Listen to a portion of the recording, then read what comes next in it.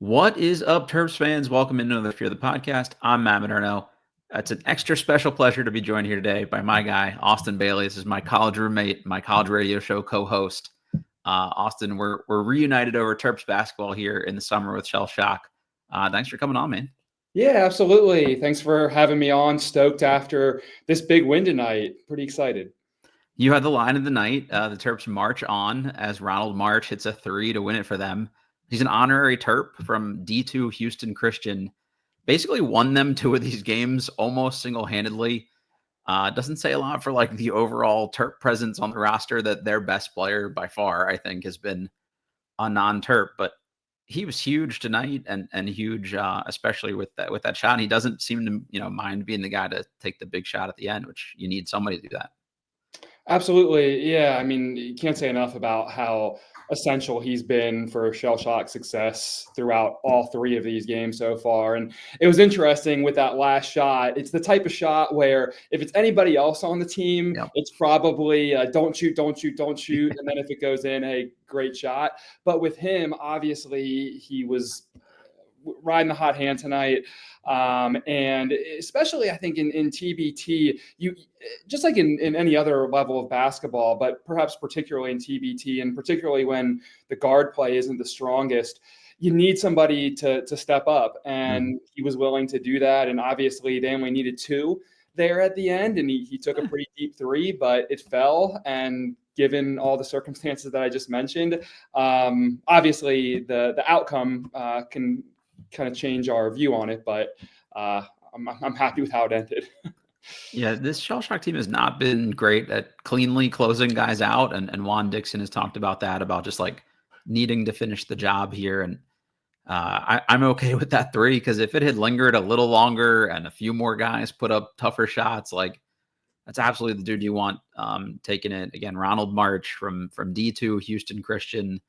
A really cool story. They're talking about it after the game here. Like was out of basketball, couldn't get a pro job, played at a community college for a while, another D2 school. Was working, I think they said, in retail for a while, minimum wage jobs until he got back into pro basketball. I think most recently played over in China, but he had 21 points tonight, was 5 of 9 from the 3-point line, but also 7 huge rebounds. Like he was the second highest rebounder on the team, as like a 6'5", 6'6"-ish guard. So I think that's absolutely huge. I kind of buried the lead here. The Shell Shock, the Terps alumni team, if you're new to this and checking in, wins 68-62. They were down in Harrisonburg in the JMU regional. So they are the JMU regional champions for TBT. This puts them in the Elite 8 of the TBT, which is the farthest a Maryland basketball team has gone in any kind of tournament since the national championship team. So we'll take that. It's nice to get out of a Sweet 16 here for a change, but this was just never pretty, but they did just enough to win these games. Diamond Stone, not particularly good tonight, had a much better box score in game 2. Only played 12 minutes, and they really made the decision to kind of go small and go with defense and play guys like LG Gill that could get a little more up and down the floor and run a little bit. And I actually think that really worked well for them tonight, Austin, just get out and transition and try to score a few easy ones that way.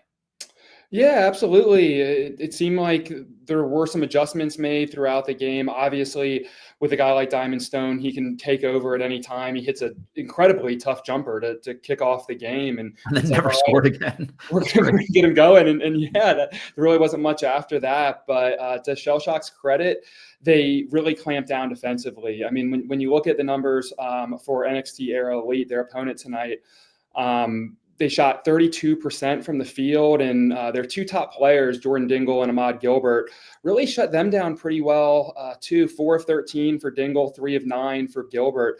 And so I think really slowing those two down was essential to the game. And at times I felt like Shell Shock looked like they were getting outplayed. Yep. But as the game progressed, and especially I thought in the fourth quarter, I liked more of the dribble penetration and the kickouts. It wasn't just one pass 3-pointer. They were getting inside more, getting better looks. Obviously, it helps when the shots start falling. But it did seem like there were some adjustments made tonight that ultimately led to the success. Yeah, I'm glad you mentioned that drive and kick. Like I was hoping they would feed the ball inside a little bit more in the half court and be slow and get some post entry touches and then kind of kick it out. But the drive and kick penetration worked from Darryl Morsell specifically. Like there were some issues this whole tournament in JMU with the shot clock operator. I think there's also somebody keeping the stats was doing a little something fishy here too, because it really felt like Darryl Morsell had more than 4 assists tonight. He finished with the most on the team. The only other starter that had an assist was Ronald March. And then Kyle Cardassi, one of the guards, had an assist. Andre Fox had an assist. Like nobody else had more than 1 assist except Darryl Morsell's 4. And it felt like he had almost 10. Like he did a lot to really create, probably had a couple hockey assists in there. And down the stretch, it was Kevon Voiles who really struggled as a starter in game 1, but he went 4 of 4 from 3 tonight, and they needed every single one of those. You and I were texting back and forth. At a certain point, Terps got down, I think 6 right before the Elam ending. Maybe it was 8, and we were like, oh boy, this might be all she wrote. And then Voiles hits 2 big threes in like a 30-second stretch to get him back in it. And they needed every one of his baskets tonight too. So I thought that was big. And then similarly, I mentioned Kyle Cardassi there. Only 3 points tonight, but a big 3 again. He's hit a couple of them, and he's another honorary Terp, played for Juan Dixon at Coppin State, as did Anthony Tarkey, who's Anthony Tark, had the maybe unsung hero of the game. He had 12 points and 10 rebounds. And, I think his activity and defensive versatility was equally big for this. So the non-Terps really coming through here, Austin, in this one to get the win. Yeah, it's nice. In terms of the roster construction, I mean, these were, to be honest, many players that I wasn't particularly familiar with. And I watch the TBT every year and follow college basketball pretty closely. But some of these names I had to do a little bit of research on before the tournament. But it's great to see them gelling. And I also like how the entire team really seems to be embracing the philosophy of the TBT in terms of the physical play. It's really refreshing to not see guys constantly turning to the refs looking for foul calls like we see so commonly in the NBA and sometimes even in college basketball. This shell shock team, I mean, if there's contact, they play through it and they get back on defense. And I know during your previous interview, the idea was that, hey, they're going to hang their hat on the defensive end, and tonight I think they really did that. This is kind of built like a Buzz Williams Maryland team. A lot of like 6'7", 6'8" athletic guys that can't really shoot, but they did pretty good work here on the boards. Not a crazy amount of offensive rebounds overall. Only 8 of their 33, only 8 of their rebounds were offensive compared to 33 defensive. But they were all big, and I also just think that they made made this other team work. Their previous opponents, they made them work on the glass, and they were just willing to win a rock fight and be physical, like you said. And that was a big point for them in building this roster. They wanted grown men that were ready to play TBT style rugby. And, there's been a lot of criticism, on Twitter and things like that about their roster construction. They got unlucky with their point guard depth. But I think overall, it's actually made a lot of sense of having, Tark, Gill, Xavier Green, guys that are sort of interchangeable defensively. So I think that was really smart. And then bigger guards, like Darryl Morsell is a physical guard. Ronald March is a big guard.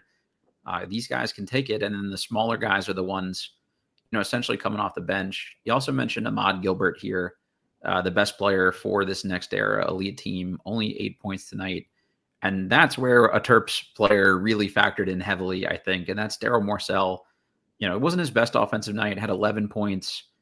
4 of 10 shooting. So not the best shooting night, but again, he created a lot for other people. But I thought he was really good guarding Gilbert. And, things people were tweeting out about Morsell was a lot about, his offense or a tough shot or whatever. But I was just, again, super impressed. The guy was, Big Ten Defensive Player of the Year for a reason. And doesn't look like he's lost his edge on that end of the floor at all yet. Yeah, and it was nice to see because he was exerting obviously a ton of energy on the defensive end. But then as the game went on, if anything, he seemed to get more aggressive offensively. So the first 2 games, he seemed sometimes a little bit timid, which is understandable. He's not necessarily a natural point guard. And so he seemed a little bit timid to drive. And I mean, he even just sometimes just seemed a little bit uncomfortable with the ball in his hands. But despite how much energy he was exerting on the defensive end, he still seemed to have a lot less left for offense, which really speaks to their conditioning. I mean, I know a lot of these guys do still play at very competitive levels, and some are still making a living playing basketball. But,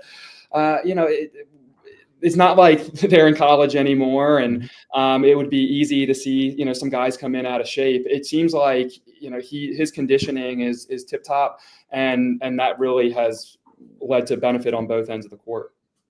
To me, he's still like a consistent 3-point shot away from being like a fringe rotation player on an NBA team, because he's really come a long way as a ball handler and a creator. Like you mentioned, he got more comfortable as this event went on. Like, he couldn't have done that while he was at Maryland, especially those first couple years. You didn't really want him to put the ball on the floor. So the idea of him even being like a fill-in point guard is like kind of crazy. And I thought he did an admirable job. And I think the question Terps fans are going to have now is, can they get some reinforcements here in the next round of this event? Eric Ayala went back to Wilmington, Delaware, where he's from, to get some like professional level treatment and rehab. I mentioned it before, but he really did try to like grit it out. He was with the trainer the whole time I was down in Harrisonburg, of just, what can I do? Getting stim, getting ice, all these things. And obviously didn't work out, but their next game, I want to say, is on July the 28th, which I think is a Tuesday of next week, if that sounds right. Let me actually pull up my calendar. It's Monday of next week.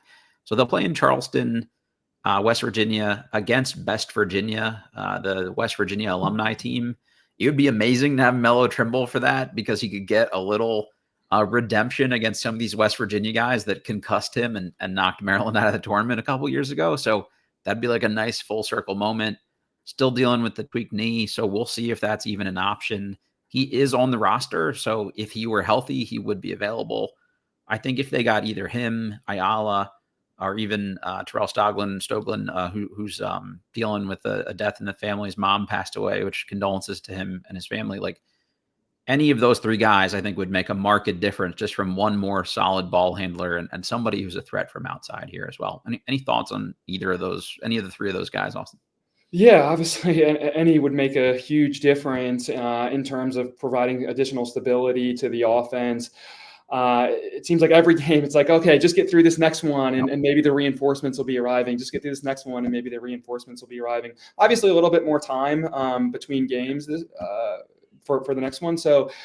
So there's reason for at least cautious optimism there, but the guys probably have to prepare to play without him, and if they're there, great. If not, then Morsell is probably going to have to be pretty aggressive as point guard once again. It's interesting, that matchup, because a WVU alumni team seems like the perfect fit for TBT with their physical play, and I haven't had a chance to scout them much. I usually like to read up on their next opponent after shell shocks each win, so I haven't had a chance to read up on that team yet. Do you know many of their notable players? I was actually just going to try to pull this up in real time here, because I really am not super familiar. Like, I haven't had a chance to really watch any of their run here so far. So I've got the actual stats page up here. Let's see, lineup. Not a ton of names I immediately recognize, like guys like John Flowers, who is just old at this point. I think he's like our age, so makes him ancient by TBT standards. But it appears their leading scorer is James Reese V or Vincent Mitchell. I truly do not know who either of those people are. So it's not like the vintage West Virginia names of old here, at the very least. So it'd be kind of interesting to see how that works out for them. Yeah, I would be surprised if they have like a lot of offensive firepower.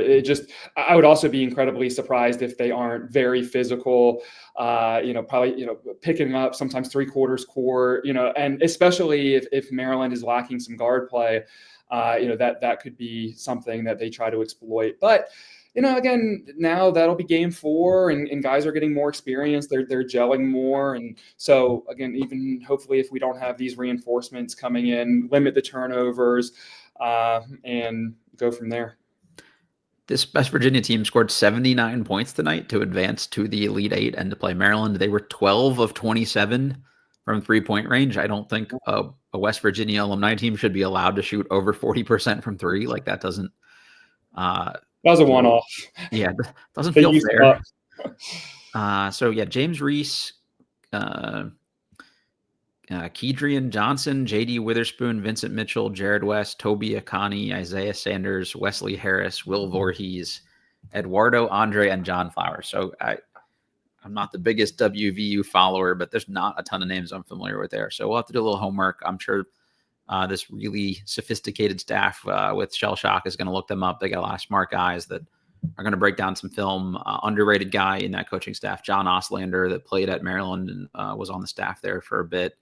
Really, familiar with Juan Dixon too. So I think they'll really, rely on him heavily to do a lot of scouts and stuff like that. And that's a smart guy to lean on. So I'm looking forward to seeing what they come up with. And, we'll just kind of take it from there. It'd be nice to see them kind of keep this thing going. But at the very least, like, this is their first real shot at this. Like, I know they played 2 years ago, but that was kind of like, let's just throw a team out there. Like, they built toward this. And just getting yourself to the Elite Eight, I think already, like, you've acquitted yourself pretty well in the first year of trying this. And I think winning this game was really big because I think it's enough to get people excited. You got out of the regional, and it's something to build around for next year too, of like, hey, on a relatively quick turnaround, here's what we did. Imagine if we're healthy and get a few more of these pieces, or you can talk a Cowan or somebody like that into it next year. Like, this could be the start of something pretty cool. And it's nice to have Terps basketball to talk about in the summer, selfishly for me doing this at the very least, and for us to have something to text about. Yeah, so I've been enjoying it even more than I thought I would. Every year I get pretty excited for the TBT, and I like to check out at least a few of the games. Obviously, having a Maryland alumni team this year changed the scope of that, but it has been interesting just how excited I found myself getting before the games, getting myself all set up on the couch with my YouTube TV on, ready to watch a little bit of Terps basketball. And like you mentioned, this success hopefully will have a lot of trickle-down effect, because it seems like the right recipe for TBT is you have a couple of vets, guys who have perhaps played a little bit overseas, maybe G League, and then you have some younger recent grads. So you have that combination of youth and experience, and that seems to be a good recipe for TBT success. So hopefully more and more Maryland guys are like, hey, this is kind of cool what they're doing over there. We've talked a little bit through our text about just the viability in general of the TBT. Hopefully they could make some changes to the format just to get more eyes on it in general, because I think it is a cool product. You got the Elam ending, which makes for an exciting finish almost every game. Again, I like that it's more physical play and that there's not constant whistles and you're not watching free throws all game. It's cool for, I think, basketball fans across the country to be able to watch various players that they remember watching in college. So I think there's a lot of potential, and hopefully if the TBT can expand and Shell Shock can expand, we'll have a cool product to watch here for years to come. Yeah, it's a cool where are they now exercise. A lot of these times are like, wait, where did this guy come from and where has he been? So for the Terps, like, you've got Diamond Stone. He is a former NBA player. Darryl Morsell is a guy that is a fringe NBA player. I think he could have been a very G League, solid player if he wanted to stick it out and not go back overseas. Obviously, Melo Trimble, if he had been healthy, would be a guy that, is a fringe NBA caliber guy too. So this is a team that's really viable doing this, and you just kind of figure out what worked and didn't work from this year when this run ends, and you can already start kind of building from next year. And I think the other thing we've seen with some of these teams is once you have a little success doing this, guys get excited and, hey, I know this other guy I played with in Latvia or, the Philippines or whatever, like, he could come next year and he'd fit in. And I think you find out, who are your type of guys, and hopefully you get the coaching staff back and kind of build from there. And I think you mentioned kind of growing this thing. And I think that's a great point too, because this Harrisonburg regional, there was nobody there. The Penn State and JMU alumni teams both lost on the first day, and that thinned out basically half the people watching this thing. So could you get a game like this in College Park next year? I know Shell Shock wants to do it. There are enough basketball people in the DC area that if you hosted it somewhere like that, you'd get a couple thousand people in there at least, I think. And maybe that's a chance to get a Georgetown alumni team or whatever the case may be, or a DMV All-Stars or something to that effect. I think, there's something there, and that would be a way for them to kind of keep growing this in a basketball hungry area. And I don't know, I'm just excited to see the Terps play on probably actual TV for the next game here. Like, hopefully if you make it to the Elite Eight and you get kind of a regional matchup like this, you're not still relegated to YouTube TV. Although not too bad. The guys on the broadcast were like okay today, and the quality's actually been reasonable. So no complaints. And I guess we shouldn't knock on YouTube if people are watching this on YouTube. But so watch more stuff about the Terps on YouTube. Good plug for us. But I don't know, Austin, anything we didn't touch on here that you think is worth noting for people before we wrap this up? Yeah, just a couple quick things. So one, I think you're absolutely right. I think if it came to College Park, that would bring some excitement. I'm not saying it would sell the place out, but honestly, I think people would show up just to see Juan Dixon on the sideline. Yeah, true. You'd have some people show up just to see him. So maybe we'll get him to play next time. We would be the best shooter on the court in every one of these games still, I think. Yeah, and that somewhat segues into my last question that I had for you. What's going on with our boy Varun Ram? I know. Got to get him a couple minutes here, man. I was looking at his line. It does say that he's played 1 minute, which I think I must have missed when I jumped to grab a drink or something. I don't know. I never saw it. It does say that he's played 1 minute. Per my understanding, I know that it's all worked out before they go to the tournament, but he would get some of that $1 million theoretically, correct? Yeah, they all come up with their shares in advance. I have seen teams in the past where certain guys didn't show up as getting a cut of the prize money. They're just kind of happy to be on the team and play. That may be the case for him. I follow him on Instagram, and I saw he was grinding beforehand to get ready for this. So it'd be cool to see him get a couple minutes out there. Just one, they need the ball handling. I think he would actually be like a functional player on this roster, and even being a walk-on on a Power 5 program is still comparable to some of these dudes that played at D3 schools and things like that too. So I got to imagine, he could hang, and you might see a few more minutes of him at some point if they don't get some more reinforcements in the backcourt. So it'd be nice to just see them blow somebody out and have him go out and get 20 minutes and give some of these guys a little rest here too. Yeah, I was hoping to see him a little bit because when I reviewed the roster, I thought, oh, that's cool. That's a guy, obviously, that we know well, who was a fan favorite at Maryland. Obviously, played limited minutes, but he was impactful at times, especially on defense. He could be pretty pesky, and so I thought, okay, well, he's for guard depth. But then obviously, Shell Shock has been very thin on guards, and he still doesn't seem to be getting much run. So yeah, I was just wondering if you had any insight on oh, did I lose you? No, you're good. Okay. I was just wondering if you had any insight on why they would add a guy like that if he wasn't even going to get any minutes, even with all of the injuries. GPA booster? I don't know. Do we still have to worry about things like that in TBT? I don't know. Just good guy, good team vibes. Maybe you had to fill out the roster, and it's maybe a break in case of emergency thing. Just speaking of other guards, though, he didn't get many minutes today. I actually thought Andre Fox was pretty good for them in that second game, and just another decent ball handler, like not a huge dude, but like good enough size in the backcourt that he was just somebody I trusted to competently bring the ball across half court. And there were stretches in this tournament where that was kind of a question mark. So I wouldn't mind seeing him get a few more minutes if they don't get one of these other guards back. Yeah, I think he might. It does seem like Dixon really shortened down the rotation for the backcourt. I mean, when you look at the minutes, 33 minutes for Morsell, it's a 36-minute game. Is that right? Yeah. Give or take. So you're playing 3 9-minute.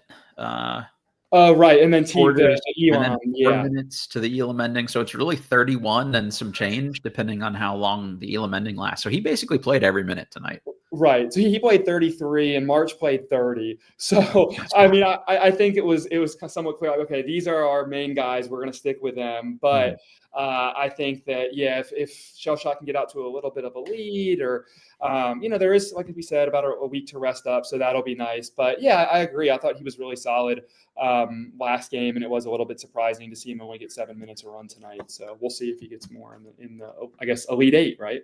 Yep. Yeah, I'm not going to go into details here. I think they could have used one more big. It does not seem like Jeff Allen, former Virginia Tech forward, will be with Shell Shock for the remainder of the event, and we can just leave it at that. So that's one less guy I think we're likely to see with them the rest of the way. And that you can't afford to lose more guys. So if you got Morsell and March playing 30 minutes, Tark playing 30 minutes, they're already not crazy deep. Although sometimes shortening the rotation in a tournament like this and just rocking with the guys you got isn't always the worst thing in the world when there is a pretty big drop off between them and the reserves. Yeah, and when they clearly seem to be fit. I mean, sometimes you see, when guys fatigue, their jumpers start coming up short, or they're slacking on the defensive end. But that wasn't the case for Shell Shock tonight. So we'll see. You got a week to rest up, and hopefully you can give this WVU alumni team a good run. That's always a fun rivalry between Maryland and WVU. Yeah, they're going to need to get Diamond Stone right in that one too. He's also just been one of their better floor spacers, so can't be another 12-minute, night. And he was stretching a little bit tonight and looked a little ginger at times. So 3 games in 6 days or whatever it was for him is probably a lot, after a long season. So just let him ice up and then be able to feed the big guy. I think will be big here for them. Austin, thank you so much for doing this. I had a lot of fun. It was a nice throwback to our time in College Park. So I'm glad we got to do this. Yeah, absolutely. Like I said, I appreciate you having me on. I'm a little rusty. It's been a Okay. while since we did Talking Funnel Cakes back at Maryland, but really appreciate the opportunity to come on, talk some Shell Shocks hoops, and hopefully we'll be texting all the way through the end of the tournament. Yeah, it'll be nice to see where they end up, and hopefully they give us more to talk about here. We'll run this one back. Shout out WMUC. I don't know if the radio station is still there or not, but thanks for getting us both into this. All right, everybody, if you're watching the YouTube, make sure to follow Shell Shock the rest of the way here. Got the swag on, and click that like button for us. Rate, review, subscribe, all those good things. They're really appreciated. We'll catch y'all next time, and remember, fear the podcast.